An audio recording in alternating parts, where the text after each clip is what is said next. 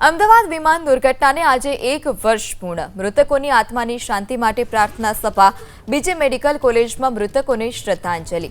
બીજે મેડિકલ કોલેજમાં 2 મિનિટનું મૌન પાળવામાં આવ્યું। જુનિયર ડોક્ટર એસોસિએશન તરફથી બ્લડ કેમ્પનું પણ આયોજન કરાયું। બીજે મેડિકલ કોલેજના વિદ્યાર્થીઓના પણ મોત થયા હતા। કોલેજના 4 વિદ્યાર્થીઓના મોત થયા હતા। और हमें ये उम्मीद नहीं थी कि ऐसा हो जाएगा, लेकिन कुदरत को कुछ और ही मंजूर था। हमारे साथ ऐसी अनहोनी ईश्वर ने की है।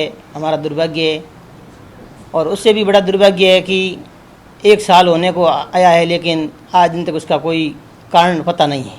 और जांच कहाँ रुकी है, क्यों रोक रही हैं या हो नहीं रही है, उनका ईश्वर जाने। वो आत्माएं तो वापस नहीं लौट सकती, लेकिन न्याय मिले। और हमको कि कारण क्या था, क्या वजह थी कि इतने लोगों की जान गई है। और सभी दिवंगत आत्माओं को मैं श्रद्धांजलि अर्पित करता हूँ। आ दुर्घटना में अमरा बीजे मेडिकल कॉलेजना 4 विद्यार्थी आर्यन राजपूत, जयप्रकाश चौधरी, राकेश दिहोरा અને માનવ ભાદુ આ 4 વિદ્યાર્થીઓના દુઃખદ અવસાન થયા હતા, જેનું અમને બધાને દુઃખ છે અને તેઓ હર હંમેશ અમારી યાદમાં રહેશે। તેમને શ્રદ્ધાંજલિ સ્વરૂપે અમારા બીજે મેડિકલના પ્રાંગણમાં 4 વૃક્ષોનું પણ વૃક્ષારોપણ કરવામાં આવેલું છે। આજે એ વાતને 1 વર્ષ પૂર્ણ થાય છે ત્યારે અમારું જુનિયર ડૉક્ટર એસોસિએશન, વિદ્યાર્થીઓની બ્રેવ હાર્ટ્સની ટીમ, બીજે મેડિકલ કોલેજ અને સિવિલ હોસ્પિટલ તરફથી એક બ્લડ ડોનેશન કેમ્પનું આયોજન કરવામાં આવેલ છે અને દુર્ઘટનામાં અવસાન પામેલા વિદ્યાર્થીઓના શ્રદ્ધાંજલિ સ્વરૂપે અમે મહત્તમ બ્લડ ડોનેટ થાય એવો અમારી ટીમ પ્રયાસ કરી રહી છે। તો મેં સૌથી પહેલાં બધા જુનિયર્સને કોલ કર્યો કે કોને મેથ્સમાં છે, બધી ઇન્ફોર્મેશન લીધી અને જે પણ અમારા ફ્રેન્ડ્સ હતા, અમારા સિનિયર્સ હતા, તેમને પણ કોલ કરી અને બધું પૂછ્યું અને આખી ડિટેલ બનાવી કે કોણ ત્યાં છે। અને પ્લેન ક્રેશ જ્યારે થયું ત્યારે તો અંદર ગેસ સિલિન્ડર્સ પણ ફાટતા હતા અને બધું ડેબ્રી અને ધૂળ ને બધું ત્યાં જ પડેલું હતું। તો એમાં અમને સમજાણું નહીં કે અંદર જવું કે ના જવું, પણ થોડું ટાઈમ પછી બધું શાંત થયું તો અમે બધા અંદર ગયા। જેટલા પણ અમને અમારા ફ્રેન્ડ્સ દેખાણા એમને લઈને સિવિલ હોસ્પિટલ પહોંચાડ્યા, ટ્રોમા સેન્ટર।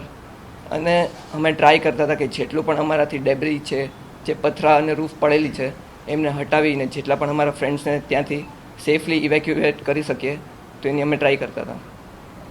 અને ત્યાર સુધીમાં જ ફાયર બ્રિગેડની ટીમ આવી ગઈ। ફાયર બ્રિગેડને કોલ કર્યો, પોલીસને કોલ કર્યો, જેટલા પણ આપણા ઇમરજન્સી ડિપાર્ટમેન્ટ્સ હોય તેમને કોલ કરીને ત્યાં બોલાવી લીધા। હવે હું એક વાત કરું તો આ એક ઘટના બહુ જ દુઃખદ ઘટના કહેવાય અને આપ સૌએ અલગ અલગ વ્યૂથી જોઈ હશે ઘટના, કે આપે વિડીયો જોયા હશે કે પ્લેન ક્રેશ થયું છે, ધુમાડા નીકળે છે। અમે જે રેસિડન્ટ ડૉક્ટર તરીકે, પોસ્ટમોર્ટમના રેસિડન્ટ ડૉક્ટર તરીકે જે ઘટના જોયેલી છે, આજ બી હજુ અમે આંખ બંધ કરીએ તો એ બધી જ ડેડ બોડી અમારી સામે આવી જાય છે। મતલબ સામે આપણે યાદ કરીએ તો બધું આવી જાય છે અને એ જ ડેડ બોડીનું આખી રાત અમે બધું જે ડિઝાસ્ટર મેનેજમેન્ટના જે પ્રોટોકોલ હોય અને અમારા જે સિનિયર ડૉક્ટર, અમારી ફેકલ્ટી દ્વારા જે એના નેતૃત્વ નીચે અમે કામ કરી રહ્યું છે કે જે ડેડ બોડીનું લેબલિંગ છે, આઈડેન્ટિફિકેશન છે, જે પોસ્ટમોર્ટમ છે, એ અમારા સિનિયરના નેતૃત્વ નીચે અમે બધું ભૂમિકા ભજવી છે આખી રાત। અમદાવાદ વિમાન દુર્ઘટનાને આજે 1 વર્ષ પૂર્ણ। મૃતકોની આત્માની શાંતિ માટે પ્રાર્થના સભા। બીજે મેડિકલ કોલેજમાં મૃતકોને શ્રદ્ધાંજલિ આપવામાં આવી। સ્વર્ગસ્થ વિજયભાઈ રૂપાણીની પુત્રીએ શ્રદ્ધાંજલિ આપી। વિજય રૂપાણીના પુત્રી રાધિકા રૂપાણીએ વૃક્ષારોપણ કર્યું। પિતાના સેવા કાર્યોને આગળ વધારીશ તે પ્રકારની વાત પણ રાધિકા રૂપાણીએ કરી। એર ઇન્ડિયાને લખેલા પત્ર મુદ્દે કમેન્ટ કરવાનો ઇનકાર કર્યો છે। પરિવાર અને એર ઇન્ડિયા વચ્ચેની વાતચીત હોવાની વાત પણ રાધિકા રૂપાણીએ કરી। પપ્પાએ જે સેવા કાર્યો ચાલુ કર્યા હતા અને આજે પણ આજના દિવસે ગુજરાતભરમાં પપ્પાના સેવા કાર્યો આગળ બધા ધપાવી રહ્યા છે અને ખૂબ જ બધા પપ્પાને લાગણીથી, પપ્પાને પ્રેમથી અને પપ્પાને હૃદયથી યાદ કરી રહ્યા છે।